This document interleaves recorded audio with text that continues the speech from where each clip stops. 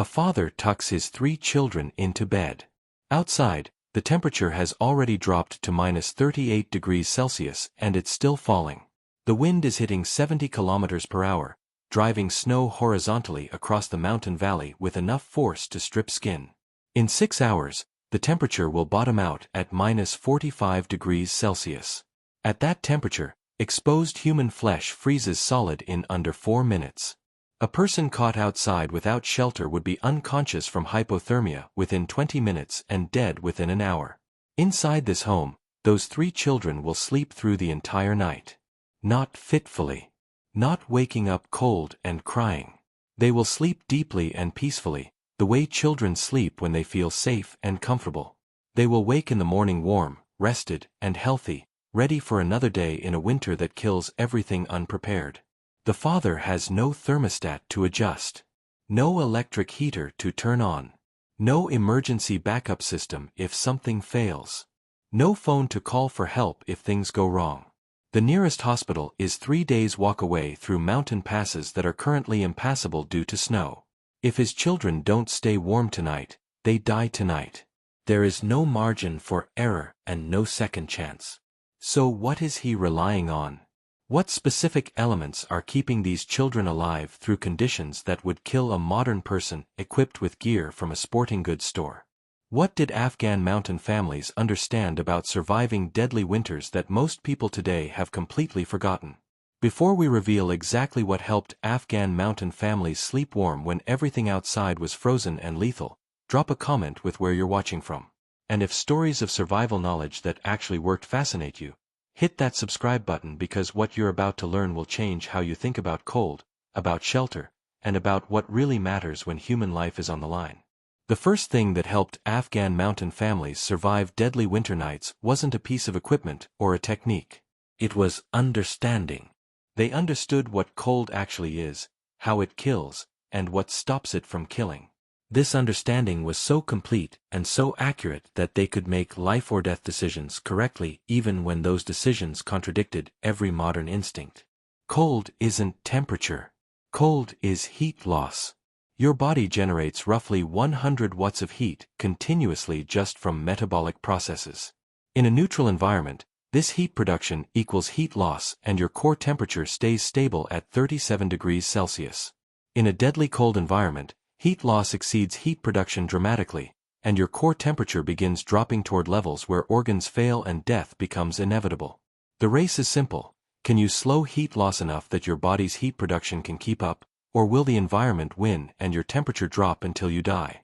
Afghan mountain families understood that heat leaves the body through 4 distinct mechanisms, and each mechanism required a different countermeasure. Miss any one mechanism and you die. Address all 4 correctly and you survive. The difference between families who thrived through winter and families who lost children to the cold was whether they understood and addressed all 4 pathways completely.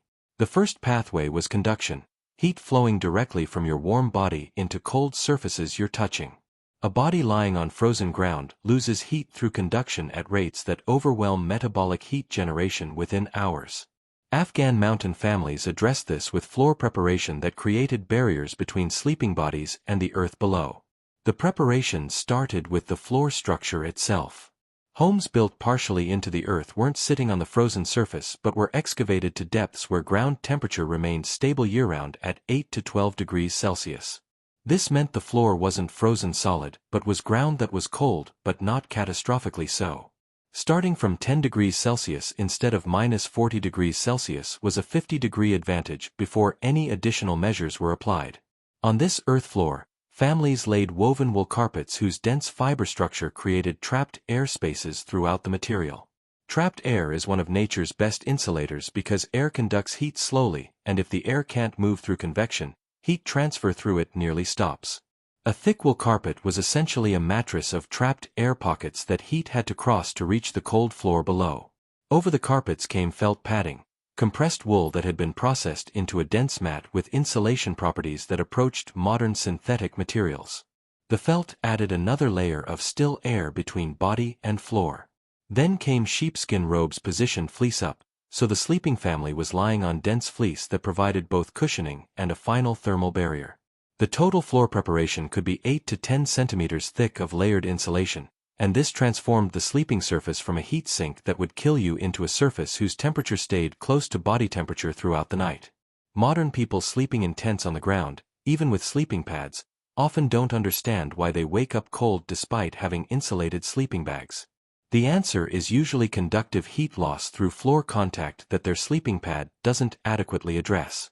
Afghan mountain families solved this problem completely through their multi-layer floor system that prevented conductive heat loss so effectively that it stopped being the limiting factor in survival. The second pathway was convection, heat carried away by moving air. Wind at -40 degrees Celsius doesn't just feel colder than still air at -40 degrees Celsius. It actually strips heat from your body several times faster because it continuously replaces the thin layer of warm air your body naturally maintains against your skin with fresh cold air that has to be warmed from scratch. Afghan mountain families understood that stopping wind was as important as adding insulation, and they designed their shelters specifically to eliminate moving air. The home's walls weren't single-layer construction. They were double-walled with a gap between inner and outer wall layers filled with small stones, earth, and dried organic materials. This created an airspace within the wall structure, but not an airspace where air could circulate freely. The fill material broke the airspace into countless tiny pockets where air was trapped and couldn't move. Wind hitting the outer wall couldn't penetrate to the inner wall because there was no continuous air pathway through the wall structure. The entry to the home wasn't a direct door opening to the outside. It was a passage or tunnel that created an airlock between exterior and interior. Cold air infiltrating past the outer door covering had to travel through this passage, where it lost velocity and began warming through contact with warmer surfaces before reaching the living space. This prevented the direct wind penetration that makes camping tents so thermally inefficient. Tents have a single-layer fabric barrier that wind penetrates through any imperfection in zipper or seam, while the Afghan mountain home had multiple barriers with no direct air pathway connecting outside to inside. Inside the sleeping area, families created an additional wind barrier around the sleeping space itself. Sheepskin robes positioned vertically around the sleeping area created walls within the room that blocked any air movement in the larger space from reaching the sleeping family. The sleeping cluster was inside a fleece-lined enclosure that trapped still air, and in still air, the family's body heat could accumulate and maintain elevated temperature. The third pathway was radiation, heat radiating from warm surfaces toward cold surfaces without requiring air or contact to transfer. Your body radiates heat constantly toward anything colder than it is, which in a deadly cold environment means radiating toward every surface around you. Afghan mountain families understood that they needed warm surfaces around sleeping bodies to reduce this radiant heat loss. The thermal mass system was what addressed this. The evening fire wasn't primarily heating air, though it did that as a side effect. Its main purpose was heating stone, the stones around the hearth, the stones in the floor, the lower portions of stone walls. These stones absorbed enormous quantities of thermal energy during the fire's burning, raising their temperature to levels where they were hot to touch. After the fire died down for sleep, these stones continued radiating heat for 8 to 10 hours. The sleeping family wasn't just wrapped in insulation trying to retain their own body heat. They were surrounded by warm stones radiating supplemental heat inward, reducing the temperature differential between body and environment and therefore reducing radiant heat loss dramatically. A modern person sleeping in a tent has cold tent fabric surrounding them on all sides, and their body is radiating heat toward that cold fabric continuously throughout the night. An Afghan mountain family sleeping in their home had warm stone surfaces radiating heat toward them, creating a fundamentally different thermal environment that reduced total heat loss dramatically even before accounting for insulation differences. The fourth pathway was evaporation, heat consumed when moisture evaporates from skin and lungs. Every breath releases moisture that evaporates and carries heat away. Every bit of perspiration that evaporates is consuming thermal energy. Afghan mountain families managed this through clothing that handled moisture correctly. Wool was the foundation material because wool has a unique property. It continues insulating even when damp. Wool fibers can absorb up to 30% of their weight in moisture while maintaining their air-trapping structure and insulation value. A person who perspired during the night or whose breath condensed into their bedding didn't wake up in damp insulation that had lost its thermal resistance. The wool maintained effectiveness while wicking moisture away from skin contact. The layering system used multiple wool layers with different densities and processing.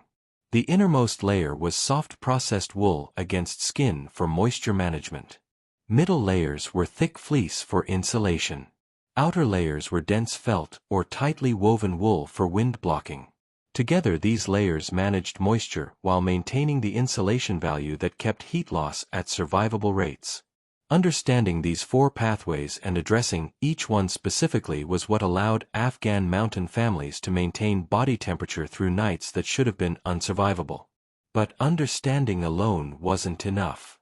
The understanding had to be translated into practice every single night through routines that were executed with precision, because imprecise execution meant dead family members by morning. The preparation routine that families performed every evening as temperatures dropped was systematic and complete. Nothing was left to chance or casual decision because the stakes were too high. The routine started hours before sleep, as soon as daylight began fading and it became clear what kind of night was coming.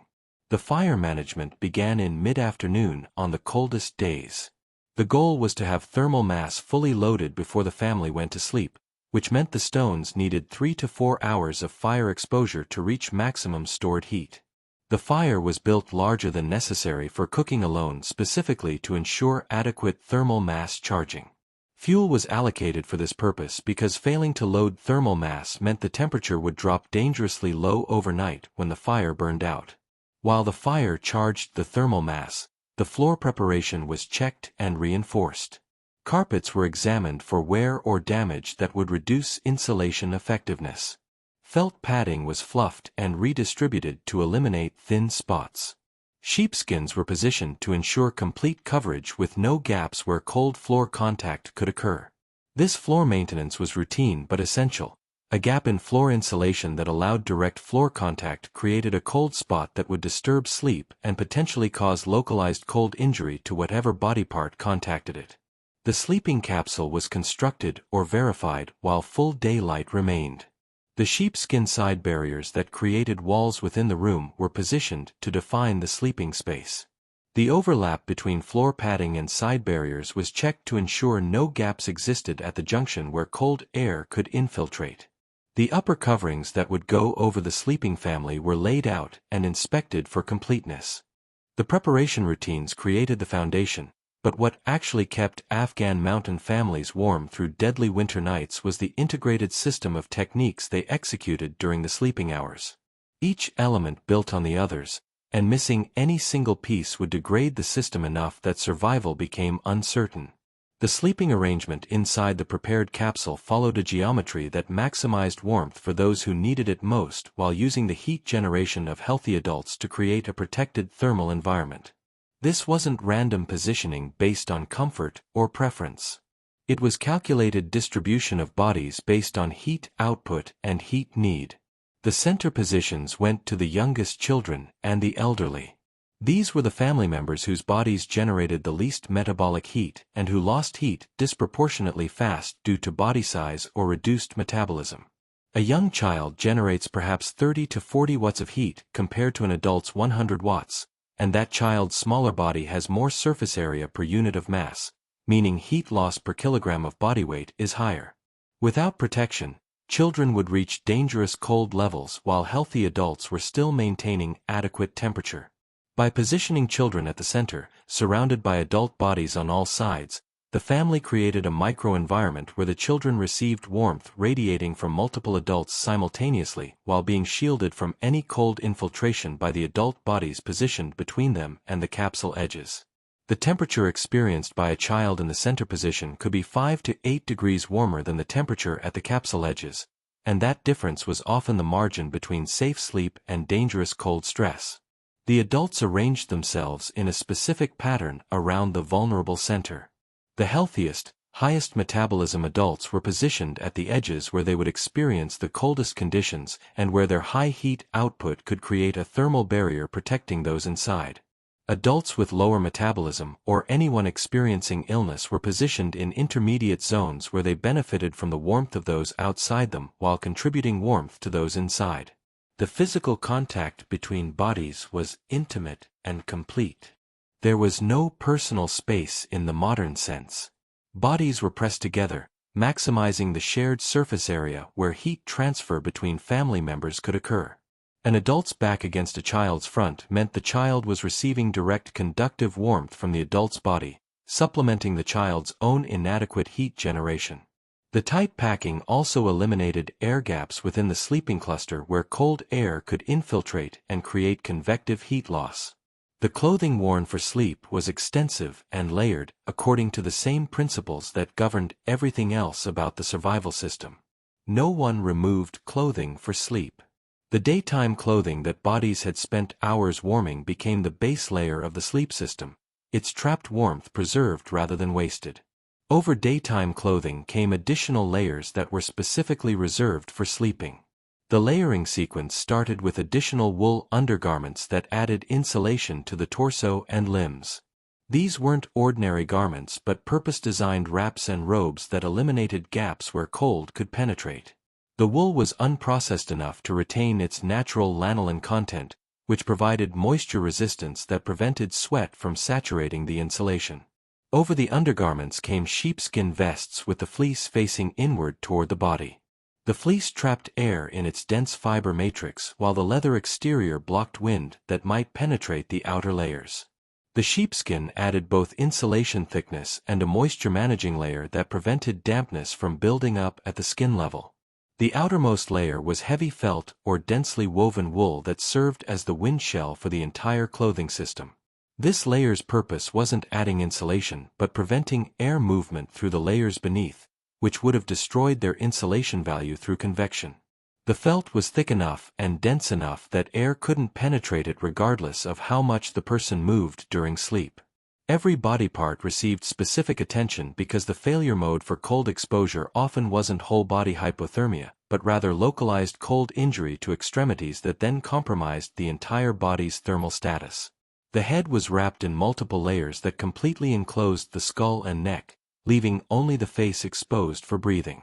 The multiple layers created insulation thickness around the head comparable to body insulation, reflecting the disproportionate heat loss from the head that would otherwise dominate the body's heat loss budget. The hands were not kept in gloves but were drawn inside the clothing layers, positioned against the torso at locations where body heat was concentrated. Children's hands were often positioned inside an adult's clothing layer, using the adult's greater heat output to maintain hand temperature without requiring the child's body to divert metabolic resources to the extremities. The feet received the most elaborate preparation of any body part because feet presented the greatest survival challenge. They were the furthest from the body's core, meaning blood had to travel the maximum distance and the cardiovascular system reduced blood flow there first when cold stress developed. They were in contact with the floor through the night, creating a conductive pathway for heat loss even through the floor insulation layers. And feet that developed serious cold injury impaired mobility, which in a mountain environment could be fatal. Each foot was wrapped in a sequence of layers that created a thick insulated package. Soft dry wool went against the skin first, managing moisture from foot perspiration. Over this came thick wool socks. Over the socks came a sheepskin bootie with fleece inside. The entire foot package was then wrapped in an outer felt covering. These prepared feet were positioned carefully within the sleeping capsule, typically pressed against another family member's body at a warm location, and they stayed in that position through the night. The bedding that went over this clothed, positioned family cluster was arranged in a specific sequence that addressed different aspects of heat retention. The innermost layer against the sleeping bodies was additional soft sheepskins positioned fleece down, so the fleece was between bodies and the cold air above. This layer's primary purpose was moisture management. It absorbed moisture from breathing and any perspiration while maintaining its insulating properties. Over the moisture-managing layer came the primary insulation, multiple sheepskin robes layered to create total thickness of 12 to 15 centimeters. Each layer trapped its own air space, and the multiple layers created a serial resistance where heat escaping one layer had to penetrate the next. The cumulative insulation value approached modern sleeping bags rated for extreme cold, achieved entirely through layering of natural materials. The outermost covering was the heaviest layer, often goatskin or very dense felt. This layer's weight was its critical feature. The weight pressed the entire bedding system down against the sleeping bodies, conforming every layer to body contours and eliminating the air gaps that would otherwise form between layers. Air gaps allow convective heat loss where warm air rising from the body is replaced by cold air infiltrating from below. The weight eliminated these gaps. The seal where this heavy outer covering met the sheepskin side barriers that defined the capsule edges was managed with obsessive care. Any gap at this junction became a pathway for cold air infiltration that would undermine the entire thermal system. The covering extended beyond the sleeping cluster and overlapped the barriers, with the overlap weighted or tucked to ensure it remained sealed through the night even as sleeping bodies shifted position. Inside this sealed, insulated capsule, surrounded by warm thermal mass, wearing extensive layered clothing, positioned in intimate contact with other family members, the sleeping Afghan mountain family maintained temperatures that allowed survival even when exterior conditions were lethal. But even with all of this, the coldest nights required additional measures. The heated stone system provided supplemental warmth that made survival possible when body heat and thermal mass alone weren't adequate. Throughout the evening while the fire burned at maximum intensity, selected stones were positioned where they would absorb maximum thermal energy. The selection of stones for this purpose was experiential knowledge. Stones needed to be dense for heat storage, smooth for safe handling, and free of moisture or cracks that could cause failure when heated. These stones were heated until they reached temperatures that made direct contact dangerous, absorbing energy that would be released slowly over 6 to 8 hours. When the family prepared for sleep, these stones were wrapped in thick wool that served both to prevent burns and to slow their cooling rate. The wrapped stones were positioned within the sleeping capsule at specific locations where supplemental heat was most needed. For infants whose thermoregulation was immature, a wrapped stone positioned against the back provided gentle constant warmth that supported the infant's temperature maintenance without requiring the infant's body to work as hard metabolically. For the elderly whose metabolism had slowed, a stone near the core region supported the processes that generated internal heat. The positioning was precise, close enough to provide benefit but far enough to prevent burns even through the wrapping. The monitoring of these stones was part of the overnight watch system that Afghan mountain families maintained through the coldest nights. One adult remained in a state of partial wakefulness, alert enough to check on the family periodically and respond if problems developed. This watch duty rotated among capable adults so no single person became dangerously sleep-deprived. The monitor checked that the fire maintained minimum levels necessary to keep the ventilation cycle operating and to prevent the thermal mass from cooling completely. They checked that coverings hadn't shifted in ways that created gaps allowing cold infiltration. They verified that the heated stones retained adequate temperature and replaced them with freshly heated stones when necessary. And they watched for any signs that family members were experiencing cold stress despite all the protective measures. This monitoring came at a cost. The adult performing watch duty sacrificed deep sleep and the restoration it provided. But the alternative, sleeping deeply while a child or elder slipped into dangerous cold levels without anyone noticing until morning, was unacceptable. The watch duty was understood as the price of ensuring everyone survived the night, and adults accepted this duty in rotation as their contribution to family survival. The management of moisture through the night was a challenge that required understanding and attention. Bodies produce moisture continuously through breathing and perspiration, and in a sealed sleeping environment that moisture accumulates. If moisture saturated the bedding insulation, it would lose effectiveness and create conditions where the family woke cold despite adequate dry insulation having been present at bedtime. The wool materials used throughout the system handled moisture better than alternatives, maintaining insulation value while damp. But there were limits.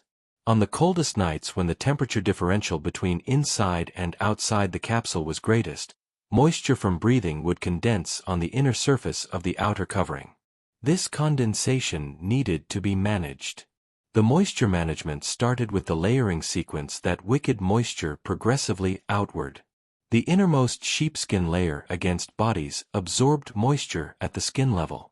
The middle insulation layers were thick enough that moisture moving through them dispersed before saturating any single layer. The outer covering, being coldest, was where condensation collected. This layer was checked periodically and adjusted if condensation became heavy enough to threaten saturation. The ventilation in the structure ensured that moisture-laden air was continuously exchanged with drier air from outside, preventing humidity from building to levels where condensation would saturate bedding faster than the materials could manage it. The ventilation was minimal to preserve heat, but it was continuous and adequate to control moisture when the fire and thermal mass were functioning correctly. The morning routine when the family woke revealed the success of the system. If everything had been executed correctly, family members woke feeling rested rather than exhausted from fighting cold all night. Children woke healthy and active rather than lethargic from cold stress. The elderly woke without the joint stiffness and reduced function that deep cold exposure created. The family was ready to face another day of winter rather than being weakened by the night they'd just survived. The fire was rebuilt immediately upon waking, using fuel that had been positioned within easy reach the previous evening so the person tending the morning fire didn't have to leave the warm sleeping capsule to retrieve fuel from cold storage. The fire reheated the thermal mass, warming the structure for the day and preparing the stones for the next evening's thermal loading cycle. The bedding was organized and checked for any damage or wear that would need repair before the next night. Moisture that had accumulated was allowed to dissipate during the day while the family was active and the fire was burning. Clothing layers that had become damp overnight were adjusted or replaced with dry alternatives. What helped Afghan mountain families sleep warm during deadly winters was a complete integrated system where structure, fire, floor preparation, sleeping arrangement, clothing, bedding, heated stones, and overnight monitoring all worked together to address every mechanism by which cold killed sleeping people. Remove any element and the system's effectiveness degraded. Execute every element correctly, and survival was reliable even in conditions that routinely killed the unprepared. The knowledge that built this system wasn't theoretical or academic. It was developed through generations of winters where incomplete knowledge meant dead children and failed harvests when adult workers died. The families who survived were those who understood the physics of heat loss and developed practices that addressed every pathway completely. The families who didn't survive taught their lessons through their failure, and those lessons were remembered and incorporated into the knowledge base that surviving families transmitted to their children. What modern people see when they look at Afghan mountain families is often interpreted as primitive conditions where people barely survived through hardship. What's actually present is sophisticated survival engineering that maintained comfortable sleep in conditions that defeat modern equipment. The difference isn't toughness or adaptation. It's knowledge, complete, accurate knowledge about heat, cold, and the human body that was expressed in practice every single night through the winter season. The system worked. The proof is in the population histories of Afghan mountain villages that maintained stable populations through centuries of winters where neighboring regions with less developed survival knowledge saw population declines during particularly brutal seasons. The families who understood what helped them sleep warm weren't lucky or specially adapted. They were knowledgeable in ways that most modern people have lost entirely, and that knowledge kept them alive winter after winter in conditions where ignorance was fatal.